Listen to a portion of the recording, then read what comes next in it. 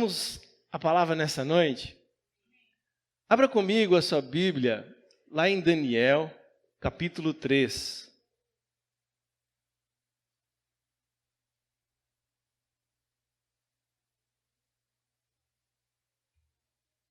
Daniel, capítulo 3, verso 1.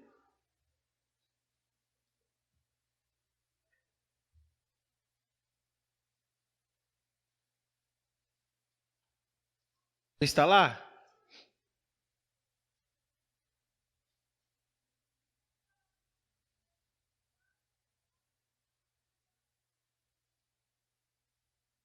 Daniel, capítulo 3, verso 1.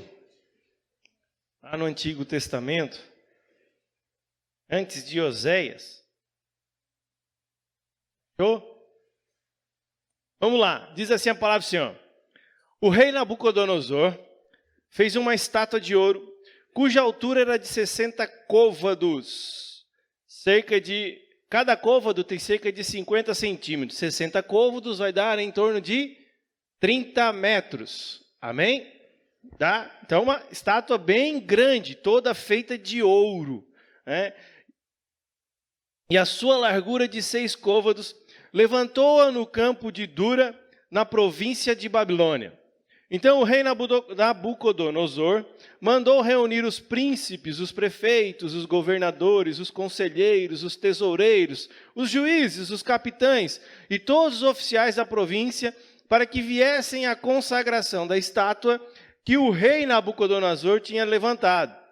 Então se reuniram os príncipes, os prefeitos, os governadores, os capitães, os juízes, os tesoureiros, os conselheiros e todos os oficiais das províncias, a consagração da estátua do rei Nabucodonosor tinha levantado. E estavam em pé diante da imagem que Nabucodonosor tinha levantado. E o arauto apregoava em alta voz: ordena-se a vós, ó povos, nações e línguas. Quando ouvirdes o som da trombeta, da flauta, da harpa, da sambuca, do saltério, da gaita de foles e de toda a espécie de música, prostrar-vos-eis e adorareis a estátua de ouro que o rei Nabucodonosor tem levantado. E qualquer que não se prostrar e não a adorar, será na mesma hora lançado dentro da fornalha de fogo ardente. Portanto, no mesmo instante em que todos os povos ouviram o som da trombeta, da flauta, da harpa, da sambuca, do saltério e de toda a espécie de música, prostraram-se todos os povos, nações e línguas e adoraram a estátua de ouro que o rei Nabucodonosor tinha levantado. Veja, rei Nabucodonosor, rei da Babilônia. Lá nós temos então, se você ler Daniel desde o início, Daniel faz parte desse contexto todo que está na Babilônia. Os judeus fazem parte, eles são escravizados pela Babilônia, na verdade, nesse período, né? O povo de Israel está debaixo do jugo do rei Nabucodonosor. Amém? Vocês estão entendendo? E aí Daniel, Sadraque, Mesaque e Abidnego, esses 4 homens que são judeus, estão servindo o rei lá no palácio. Então veja, chegamos num contexto em que o próprio rei cria uma estátua gigantesca e chama todas as pessoas que são importantes, que estão debaixo da sua ordem, debaixo da sua direção. E o seu arauto, o seu primeiro lá, a pessoa que que fala em nome do rei, vai declarar então que o quê? Toda vez que vocês ouvirem tocar a trombeta, e assim vai, até flauta de, como é que é aquilo que o Serginho sabe tocar, como é que é? Gaita de fole. Ele falou para mim ontem. Então veja, tudo isso aí, tá? Quando vocês ouvirem esses sons, onde vocês estiverem, vocês se prostrarão à imagem que o rei fez. Amém? Veja. Há uma ordem, uma exigência. Ninguém está liberado dessa ordem, você está entendendo? Mas veja então o verso 8 em diante, o que vai dizer? Por isso, no mesmo instante, chegaram alguns caldeus e acusaram os judeus. E responderam dizendo ao rei Nabucodonosor: ó rei, vive eternamente. Tu, ó rei, fizeste um decreto pelo qual todo homem que ouvisse o som da trombeta, da flauta, da harpa, da sambuca, do saltério, da gaita de foles e de toda espécie de música, se prostrasse e adorasse a estátua de ouro. E qualquer que não prostrasse e adorasse seria lançado dentro da fornalha de fogo ardente. Há uns homens judeus, os quais o Senhor, os quais constituíste sobre os negócios da província da Babilônia, Sadraque, Mesaque e Abidnego. Estes homens, ó rei, não fizeram caso de ti. A teus deuses não servem nem adoram a estátua de ouro que levantaste. Então Nabucodonosor, com ira e furor, mandou trazer a Sadraque, Mesaque e Abidnego, e trouxeram a estes homens perante o rei. Falou Nabucodonosor e lhes disse: é de propósito, ó Sadraque, Mesaque e Abidnego, que vós não servis a meus deuses, nem adorais a estátua de ouro que levantei? Agora, pois, se estáis prontos, quando ouvirdes o som da trombeta, da flauta, da harpa, da sambuca, do saltério, da gaita de foles e de toda espécie de música, para vos prostrardes e adorardes a estátua que fiz, bom é. Mas se não a adorardes, sereis lançados na mesma hora dentro da fornalha de fogo ardente, em quem, ó Deus, quem é o Deus que vos poderá livrar das minhas mãos? Olha só. Alguma coisa semelhante para os dias atuais que estamos vivenciando? Presta atenção, o rei fica sabendo, através de uns dedos duros, uns caldeus, dedo duro lá, que os seus 3 servos servem ele com toda a integridade. Por isso ele constituiu eles sobre o cuidado de alguns afazeres na Babilônia. Não estão se prostrando aos seus deuses, muito menos à imagem que ele falou. E ele precisa botar ordem na casa. Então ele chama os 3 e diz: é verdade isso? Eu estou ordenando a partir desse momento que vocês façam dessa forma como está dito no decreto. Porque senão eu vou lançá-los na fornalha ardente. Você está entendendo? E mais,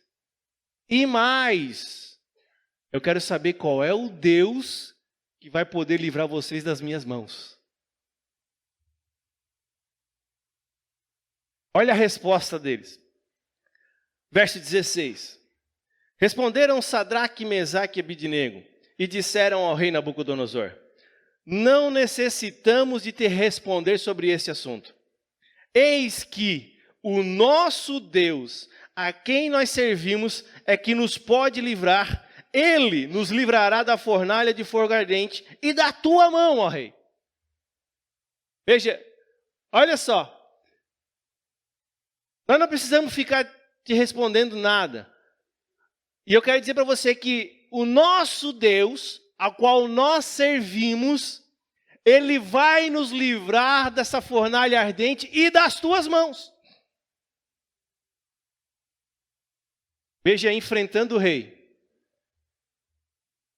E o mais interessante é o verso seguinte, que é onde os cristãos abalam a sua fé nos dias atuais. Porque eles até empolam o peito, igual aqueles passarinhos, empolado, fala bonito. Mas na hora que vem a turbulência mesmo, esse peito some. Mas olha o que eles disseram. Olha ali o verso 18. E se não, ou seja, se ele não nos livrar, fica sabendo você, ó rei, que nós não serviremos a teus deuses, nem adoraremos a estátua de ouro que levantaste. E mesmo assim, se Deus não quiser nos livrar, porque é um direito dele, nós continuaremos servindo a ele e não nos prostraremos à tua imagem, nem aos teus deuses. Nós não estamos aqui para negociação, ó rei. A quem nós servimos não negocia com ninguém. A quem nós servimos não está em questão se ele é maior ou ele é menor.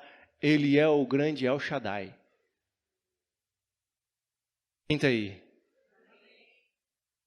Hã? Você tem essa convicção na sua vida nos dias atuais? Que quem você serve é o grande El Shaddai? E que não há negociação?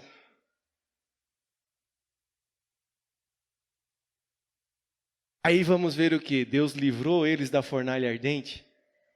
Vamos ler o verso 19. Então Nabucodonosor se encheu de furor e mudou-se o aspecto do seu semblante contra Sadraque, Mesaque e Abidnego. Falou e ordenou que a fornalha se acendesse 7 vezes mais do que costumava aquecer. A revolta foi tão grande do rei que naquele momento, no ímpeto, ele mandou acender 7 vezes mais a fornalha. Já era o suficiente antes para queimar, mas acende 7 vezes mais, porque o que eu quero ter certeza é que eles vai tocar o terror na vida deles. E ordenou aos homens mais poderosos que estavam no seu exército, que atassem a Sadraque, Mesaque e Abidnego para lançá-los na fornalha de fogo ardente. Não chamou qualquer um, chamou aqueles caras tipo o Rony. Apesar que o Rony tem mais altura do que força, né? Mas, né? Chamou tipo o Rony ali, né? O homem chamou só o cara do exército dele, top de linha, os primeiros do seu exército, para levá-los até a fornalha ardente. Não chamou qualquer um. Para que eles não escapassem. Amém? Então, estes homens foram atados, ou seja, foram amarrados, vestidos com as suas capas, suas túnicas e seus chapéus e demais roupas, e foram lançados dentro da fornalha de fogo ardente. E porque a palavra do rei era urgente, e a fornalha estava sobremaneira quente, a chama do fogo matou aqueles homens que carregaram Sadraque, Mesaque e Abidnego. Olha só. O fogo era tão forte que os homens que chegaram perto da fornalha, não entraram, chegaram perto da fornalha para jogar eles dentro da fornalha, morreram. Tamanha era a força do fogo. Você está compreendendo? Está mesmo. E estes 3 homens, Sadraque, Mesaque e Abidnego, caíram atados dentro da fornalha de fogo ardente, foram jogados lá. Então o rei Nabucodonosor se espantou e se levantou depressa e falou, dizendo aos seus conselheiros: não lançamos nós dentro do fogo 3 homens atados? Responderam e disseram ao rei: é verdade, ó rei. Respondeu dizendo: eu, porém, vejo 4 homens soltos que andam passeando dentro do fogo, sem sofrer nenhum dano. E o aspecto do quarto é semelhante ao Filho de Deus. Você está entendendo? Lançaram 3 homens, não aconteceu nada. Os caras que lançaram morreram queimados. E o rei passa a ver daquele momento em diante 4 homens. Mas, num detalhe importante para a sua vida, eles foram atados e estavam dentro da fornalha soltos. Entra aí. Deus tem algo grandioso para a sua vida nessa noite, amado. Presta atenção. Todos nós passamos por momentos na nossa vida de lutas, tribulações, dificuldades. Todos nós já passamos, estamos passando ou vamos passar por uma circunstância assim. Quem está aí? Você está passando por algo? Você está passando por alguma circunstância? Seja na área financeira, seja na área familiar, seja na área profissional, seja na área pessoal. Todos nós passamos por dificuldades, todos nós passamos por tribulações. Todos nós passamos. Estamos passando ou ainda vamos passar. E quase sempre, se não sempre, nós oramos para que o Senhor nos livre dessas situações. Quem já orou assim? Só eu? Que o Senhor nos livre para que a gente não passe pela situação. Senhor, me livra disso. Senhor, me livra dessa circunstância. Senhor, eu não tenho forças para passar por tal situação. Senhor, eu não consigo. Senhor, isso. Senhor, me livra. E nós oramos pedindo para que o Senhor justamente nos tire certos problemas que passamos, certos problemas no trabalho. Senhor, manda embora aquele meu gerente, pelo amor do Senhor, manda ele embora da minha vida, eu não suporto ele, e eu sou teu filho. Quem já não orou assim? Entre eu e ele, o Senhor fica comigo, então manda ele embora, eu não consigo passar por isso. Ou aquela condição financeira que a gente que se coloca nela, não tem nada a ver com o Senhor, né? Mas nós pedimos para o Senhor, e essa eu acho que é a oração que eu vejo mais fervorosa do crente, porque senão a Bíblia não é verdadeira, né? A questão do dinheiro sempre foi um problema sério na vida de todo ser humano.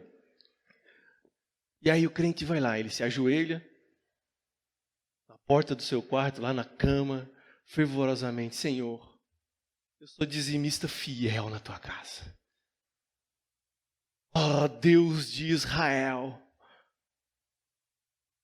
eu não falho com as minhas ofertas em nenhum culto. Livra-me dessas dívidas, livra-me dessas contas, me dá dinheiro para pagar elas. Eu quero dizer para você que não tem nada de errado nisso, em orar dessa forma. Não tem nada de errado em pedir para que o Senhor nos livre dessas condições. Não é questão de certo ou errado. A questão é que muitas vezes, ou algumas das vezes, na verdade, o Senhor, em vez de tirar o problema da nossa vida, Ele quer se colocar no problema conosco para enfrentar junto conosco. Por quê? Porque todas as turbulências, todas as tribulações que nós passamos em nossa vida, elas podem ter um propósito para o nosso crescimento. Quem está aí? Nem sempre, amados, nós sermos poupados das lutas, das guerras que estamos passando, vai fazer com que nós verdadeiramente mostremos que o Senhor está conosco. Porque o Senhor nos livrou. Mas em grande parte delas, o passar pela prova, o passar pela dificuldade, é que vai fazer com que nós geremos dentro de nós um amor verdadeiro do Senhor e um testemunho da sua palavra ser fiel. Tem aquela canção na mente agora, que eu acho que você também já pensou aí, né? Vou passando pela prova, dando glória a Deus. Está na prova aí atrás? Não é eu, né? Amém. Que bom. Aleluia. Veja, nem sempre o milagre do Senhor Jesus sobre as nossas vidas, o milagre do Senhor sobre nós, é sermos livres do problema. Mas justamente é o que Deus vai fazer na situação que estamos vivenciando.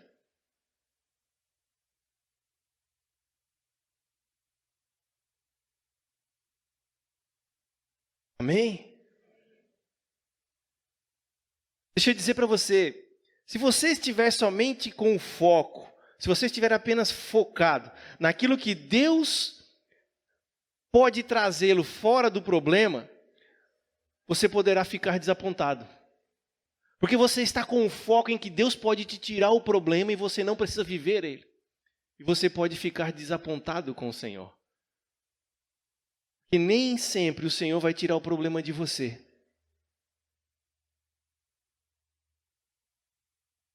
Você está me entendendo? Se Deus nos livrasse instantaneamente, amados, de todos os problemas que nós temos, nós nunca conseguiríamos alcançar um potencial maior em nossas vidas. Nunca chegaríamos a vivenciar um Deus verdadeiro. Olha para a pessoa do teu lado, diz assim para ela: Deus trabalha na sua vida em situações desconfortáveis.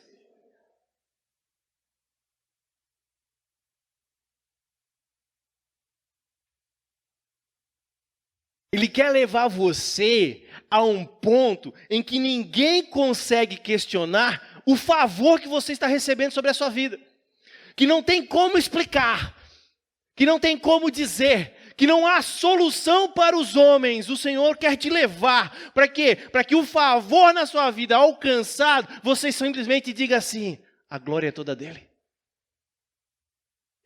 Veja, Deus não tinha poder para livrar Sadraque, Mesaque e Abednego da fornalha ardente? Tinha ou não tinha? Mas e aí? O rei ficou bondoso.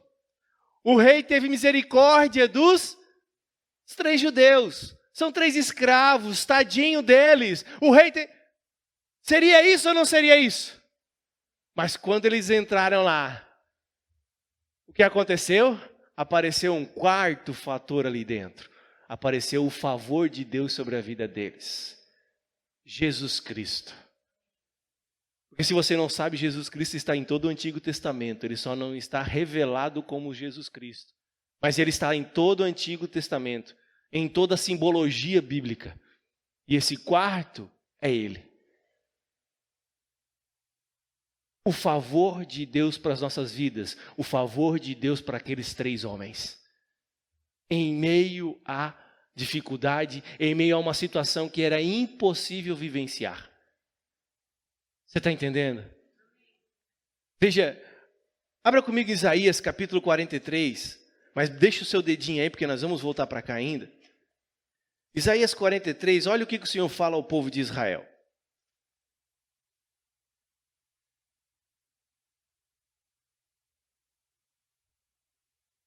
Isaías 43, verso 1.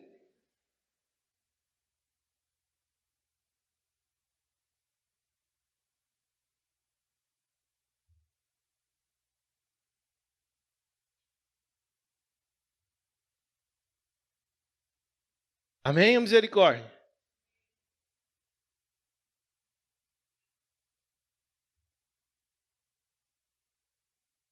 Mas agora, assim diz o Senhor que te criou, ó Jacó, e que te formou, ó Israel: não temas, porque eu te remi, chamei-te pelo teu nome, tu és... O Senhor está falando com o seu povo.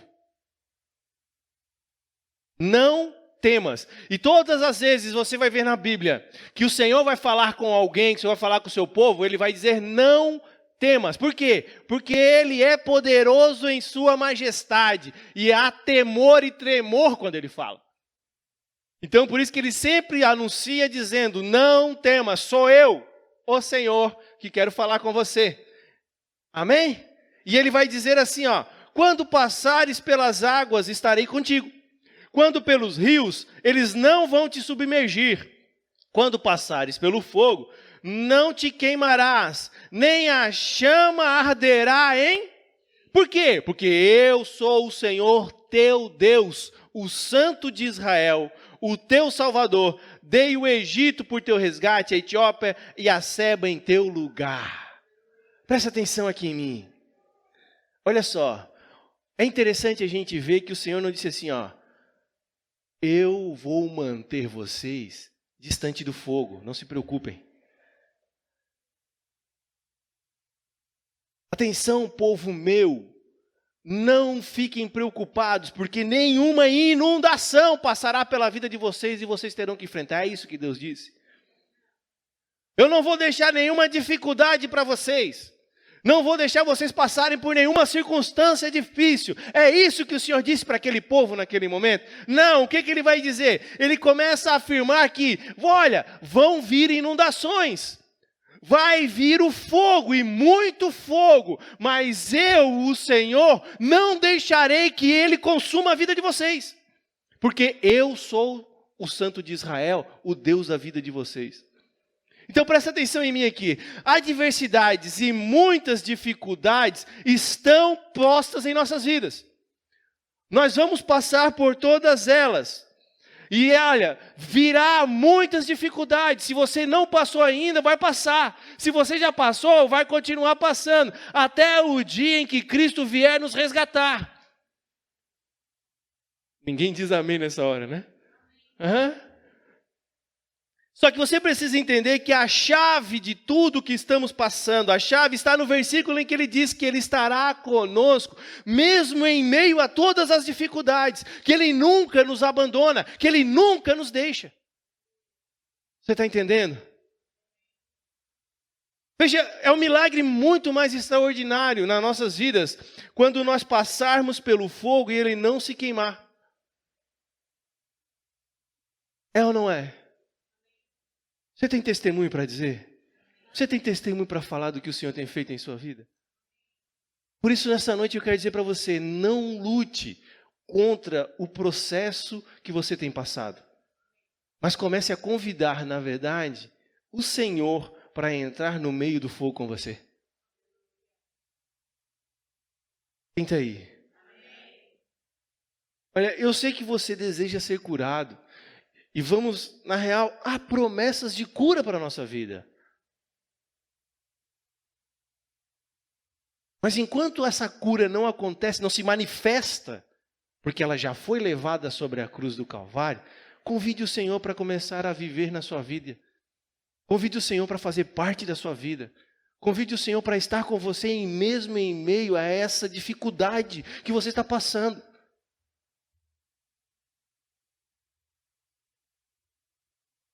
Um dos salmos mais conhecidos das nossas vidas, e eu creio que você sabe aí, o Salmo 23. Você conhece o Salmo 23? Salmo 23, só o verso 4 vai dizer assim, ó: ainda que eu ande pelo vale da sombra da morte, não temerei mal. Por quê? Porque tu estás comigo, e o teu bordão e o teu cajado me consolam. Você pode dizer isso para o Senhor na sua vida?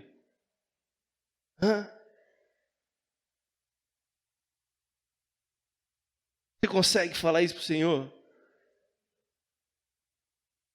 Não temerei. Olha, veja, o interessante é nós acharmos que nos dias atuais, nós passamos por circunstâncias difíceis. Mas quem já foi preso injustamente?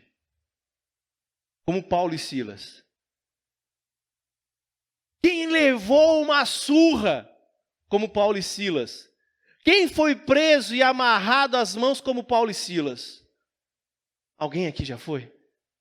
Mas existem pessoas nos dias atuais que estão passando por isso. E sabe o que é interessante? Quando Paulo e Silas foram presos, está em Atos capítulo 16, a Bíblia vai relatar que à meia-noite, eles estavam adorando e louvando ao Senhor na prisão.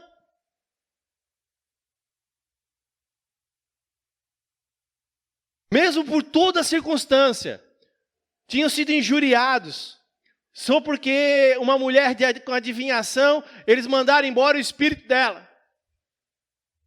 E a mulher nem falava mentira, a mulher falava a verdade. Ela dizia que eles tinham que ouvir eles, porque eles tinham algo da parte do Senhor. Mas para não dar razão a ela, para o espírito que estava na vida dela, não é exatamente a ela, eles mandaram o espírito embora. E aí acabou o lucro daquela cidade. Mandaram prender Paulo e Silas, arrazoaram a vida deles, ou seja, deram de vara neles, prenderam eles. E não só prenderam, amarraram as mãos e à meia-noite, depois de tudo isso que eles passaram, eles estavam louvando e adorando ao Senhor. Você teria capacidade para isso? Passou por um dia difícil. Aquele dia em que você, casado, não deu nada certo no seu casamento e você discutiu com a sua esposa, discutiu com o seu marido. Foi aquele dia em que você não quer nem olhar na cara dele e você quer que ele morra, você quer que ela morra. E você vai à noite louvar e adorar ao Senhor. Olha, são raras as pessoas que conseguiriam fazer isso.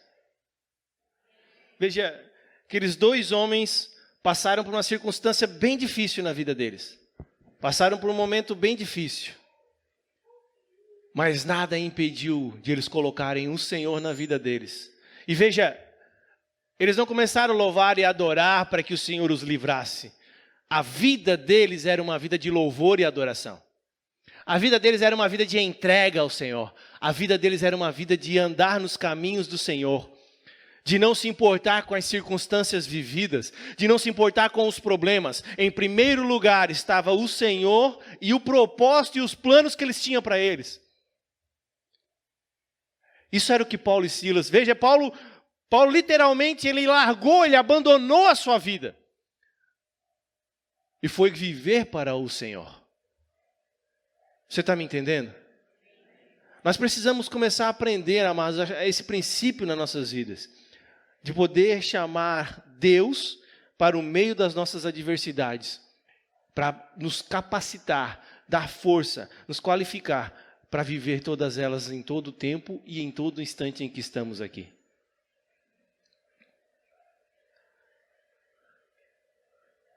Quando nós conseguimos aprender isso, nós conseguimos passar por vales escuros. Nós conseguimos passar por todos os tipos de adversidade. E aí você não estará simplesmente orando assim, Deus, me tire daqui. Mas você sabe que Deus estará ali com você na sua dificuldade. É interessante esse texto de Hebreu que nós lemos ali dos 3 jovens judeus. Porque eles já eram escravos do rei. Eles já eram servos do rei. Eles já obedeciam o rei. Mas quando o rei Nabucodonosor dá uma ordem a eles, qual a decisão deles? O nosso Deus vai nos livrar das tuas mãos. Pensa num cara endiabrado. Pensa num cara enfurecido. Você, mulher, já se levantou contra o seu marido? Já viu ele bravo porque você se levantou contra ele? A minha esposa já viu. E aí, aquele ímpeto. Agora pensa num rei. Em que ninguém era ousado falar algo contra ele. Porque a pena era a pena de morte.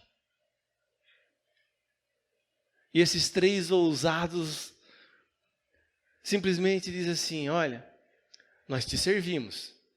Estamos aqui, debaixo da tua autoridade, cuidamos das tuas coisas, mas não nos prostraremos e não adoraremos os teus deuses. Só ao nosso Deus nós serviremos. E mais, mesmo que Ele não queira nos livrar, porque Ele pode não querer nos livrar, nós não nos prostraremos aos teus deuses. Nós morreremos, mas seremos somente do Senhor. Você consegue vivenciar isso na sua vida hoje? Você consegue passar por uma luta dessas e não se render a outros deuses e à circunstância e colocar Deus em meio à sua dificuldade, à sua tribulação, para viver?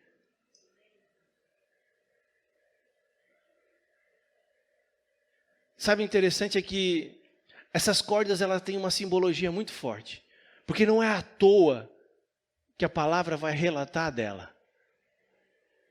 Eles entram atados, e isso fala justamente do medo, da ansiedade, daquilo que podemos vivenciar. Porque imagina você, as nossas mãos, nós usamos elas para muitas coisas, e quando amarra as nossas mãos, nós realmente ficamos atados para tomar muitas decisões na vida. Para fazer muitas coisas na nossa vida. Isso fala justamente do medo, da ansiedade, daquilo que podemos viver. E nós temos tido nos dias atuais muito medo e muita ansiedade. Querendo atropelar as coisas, querendo vivenciar as coisas de forma atropelada, querendo quebrar os projetos e os planos de Deus para que aconteça hoje, para que as dificuldades não venham passar, para que não exista dificuldade. Ou como eu já escutei pessoas dizendo, vem para Jesus, porque os seus problemas vão acabar. Não acaba problema nenhum com Jesus. A questão é que nós não andamos mais sozinhos. Quando estamos com Jesus, os nossos problemas não são mais nossos, os nossos problemas são deles, se Ele estiver em nossas vidas. Por isso que ele disse assim, Jesus disse assim, toma o meu fardo, que é leve e suave, e me dá o seu fardo. Quem está aí? Sabe? Quando nós viemos para Cristo, não acaba a nossa vida com os problemas. A questão é, eu vou me envolver pelos problemas, eu vou me envolver com Cristo, e Cristo vai me confortar, consolar, confrontar e exortar para que os problemas sejam passados.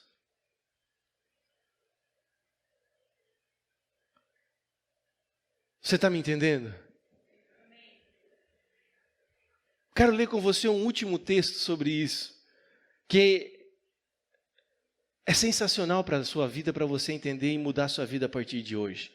Abra comigo em Marcos, Evangelho de Marcos, capítulo 4.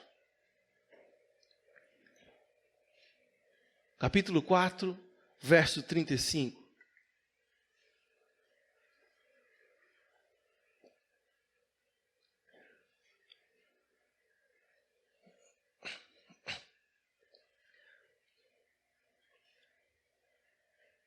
Marcos, capítulo 4, verso 35, amém?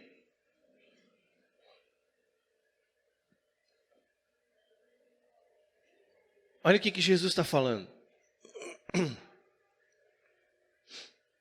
E naquele dia, sendo já tarde, disse-lhes Jesus, passemos para o outro lado. Olha o que Jesus vai dizer para eles. Eles estão num lado do rio. Jesus pregou durante o dia, falou por parábolas, anunciou o evangelho do reino. Chega ao final do dia, então Jesus diz aos seus discípulos, olha, vamos para o outro lado do... Qual foi a ordem que Jesus disse? Vamos para o outro lado do rio. Amém? E eles, deixando a multidão, levaram Jesus consigo, assim como estava no barco, e havia também com ele outros barquinhos. E levantou-se grande temporal de vento, e subiam as ondas por cima do barco, de maneira que já se enchia. E ele estava na polpa dormindo sobre uma almofada, e despertaram-no dizendo, mestre, não se dá que nós morramos, que nós pereçamos? E ele, despertando, repreendeu o vento e disse ao mar, cala-te, aquieta-te. E o vento se aquietou e houve grande... E disse-lhes, por que estáis tão temerosos? Como não tendes fé? E sentiram um grande temor e diziam uns aos outros, mas quem é esse que até o vento e o mar lhe obedecem? Presta atenção, olha só. Olha o que Jesus disse para eles. Eia, vamos para o outro lado da margem. Foi essa a direção que Jesus disse? Ou Jesus disse assim, vamos entrar todo mundo no barco, e no meio do barco nós vamos naufragar no meio do rio, no meio do mar. Foi isso que Jesus disse? Vamos para o barco, vamos para o mar, vamos que lá no meio do mar nós vamos naufragar. Então veja, o Senhor já havia determinado que eles iriam chegar ao destino. O Senhor já havia dito que eles iriam chegar ao destino. Mas o Senhor queria que eles passassem no meio da tempestade. O que o Senhor já disse para a sua vida? O que o Senhor já disse para você? Que você vai chegar ao destino? O Senhor já falou para você? O Senhor já falou para você o seu destino? Só que para chegar no destino, você tem que passar pelo meio das tempestades.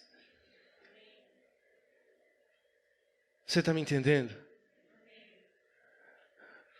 Nós precisamos entender nessa noite que a nossa fé, ela é baseada na palavra de Deus e não nas circunstâncias que estamos passando. No meio da tempestade, nós somente podemos vencer o medo e o pânico se nós tivermos clareza, certeza a respeito da palavra que nós temos em nosso coração do Senhor.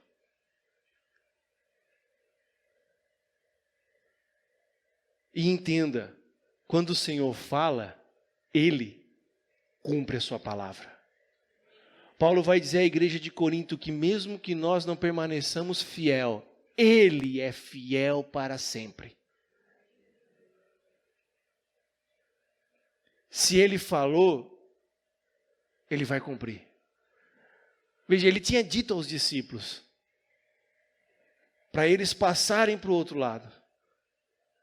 Eles tinham um destino certo para passar. Não haveria morte no meio do mar.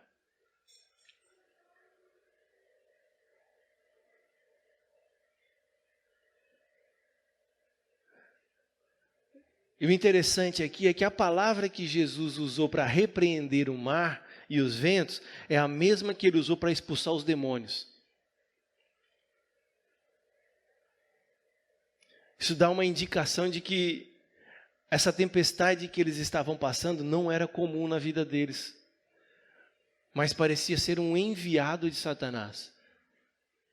Porque se você não sabe, há os anjos que cuidam dos ventos, há os anjos que cuidam dos mares. Alguns estão sendo adorados pelas religiões por aí. Como você conhece por Iemanjá, e lá vai. Você está entendendo? Sabe, interessante é que no meio da tempestade nós podemos experimentar o milagre do Senhor. Porque Ele está presente no barco da sua vida. Você precisa entender isso. Como esses homens não conseguiram entender, mas como o Sadraque, Mesaque e Abidnego entenderam. O Senhor está conosco e nada nos faltará. O Senhor está em minha vida, o Senhor é comigo, eu estou passando por essa dificuldade, eu estou passando por essa turbulência, mas Ele é o meu pastor e eu tenho convicção, eu tenho certeza de fé que já foi cumprido na cruz do Calvário.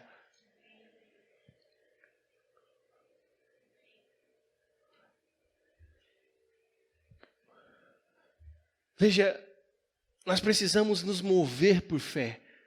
E andar por fé é justamente passar pelas dificuldades, passar pelas turbulências, passar pelas tribulações, porque ao final de tudo isso, a nossa fé será aumentada.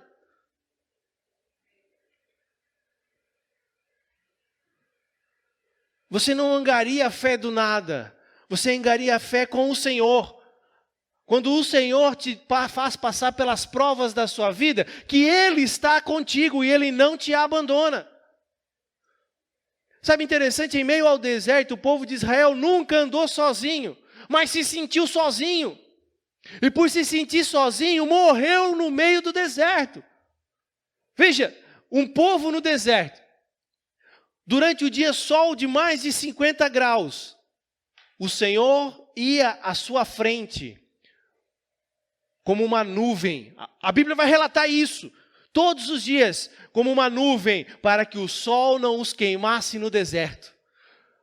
No deserto, à noite, faz negativo, de tão frio que é no deserto. Você está entendendo? E a Bíblia vai relatar que o Senhor era o fogo atrás do seu povo. O fogo consumidor, o fogo que queimava todas as noites sobre o seu povo, para que eles não morressem no deserto de frio à noite. O Senhor estava com eles o tempo todo no deserto. O Senhor não os abandonou, o Senhor não os deixou no deserto. Mas eles olhavam as circunstâncias e diziam o quê? Vamos morrer nesse deserto? Ei, Moisés, que Deus é esse, que Senhor é esse, que nos trouxe para cá para morrer aqui? Olha, todos os dias, eles tinham os sinais nos céus, mostrando que o Senhor era vivo na vida deles. E eles não conseguiram entender o poder do Senhor, que o Senhor não queria que eles morressem no deserto. se sentiam sozinhos. E muitas vezes tem sido assim na sua vida, mas eu quero dizer para você nessa noite, o Senhor está contigo, o Senhor está na sua vida, Ele não te abandona, Ele não te deixa. E você não está mais sozinho.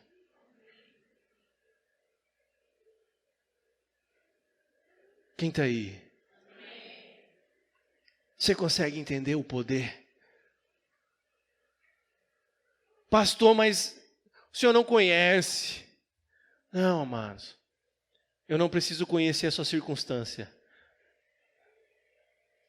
Eu conheço o Deus a quem eu sirvo. E que Ele tem poder para ministrar em sua vida. Tem poder para restaurar toda a sua vida. Da onde que Ele me tirou, amado? Da onde que Ele tirou a minha vida? Da onde que Ele tirou a minha família? Quero dizer para você que Ele tem muito poder para fazer na sua também. Agora, deixa Ele fazer parte. Deixa Ele ser participante de tudo. Deixa Ele ser participante de toda a circunstância da sua vida. Porque Ele quer ser teu pastor e dizer para você que nada vai te faltar. Se coloque de pé.